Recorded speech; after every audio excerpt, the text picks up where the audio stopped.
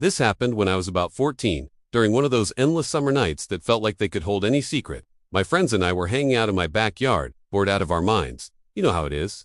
That's when someone, I think it was Liam, suggested we play hide and seek. In the dark, we all kind of laughed, thinking it was a kid's game. But the idea of playing it at night, with only the dim porch light and the moon to see by, had this thrilling edge to it. We thought it'd be fun, a way to kill time. We had no idea that we were inviting something else to play with us.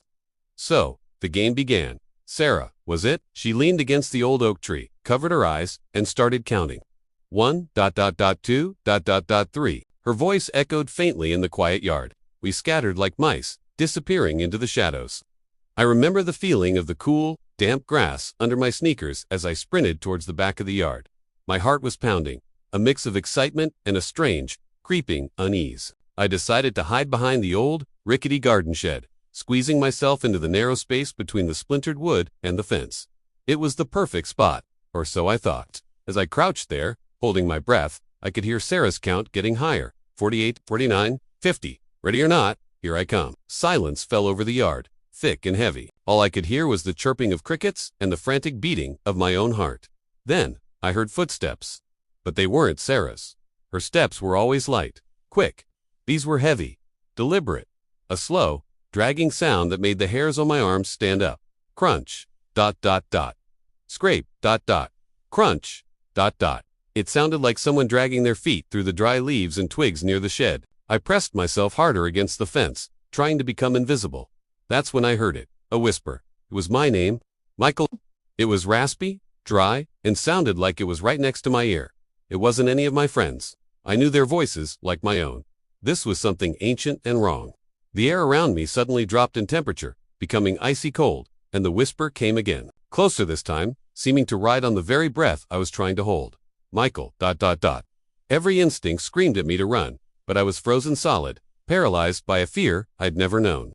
My lungs burned, begging for air. Suddenly, a blood-curdling scream ripped through the night from the other side of the yard. It was Chloe. The spell was broken. I scrambled out from behind the shed and ran towards the sound, my legs feeling like jelly. One by one, we all emerged from our hiding spots, pale and shaken, gathering under the weak glow of the porch light. Liam was trying to calm Chloe down, who was sobbing uncontrollably. What happened? What did you see? I asked, my voice trembling. Chloe finally caught her breath and pointed a shaky finger towards the shed where I had just been hiding. I saw you, she stammered, looking at me with wide, terrified eyes. You were peeking out from behind the shed, motioning for me to come over. You whispered my name. We all just stared at her, confused.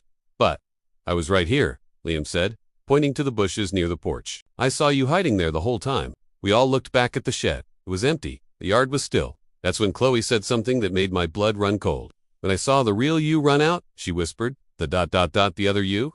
It just smiled and stepped back into the shadows. We tried to rationalize it, convince ourselves it was a prank, that someone was messing with us. But none of it made sense. Then, I noticed something. I was only wearing one shoe. My other sneaker was gone. We cautiously walked back to the shed, using our phone flashlights to search. And there it was, my missing shoe, sitting perfectly upright in the exact spot where I had been hiding. But I hadn't been there when Chloe saw the other me. We didn't say another word. We just went inside, locked the door, and swore we would never, ever play that game again.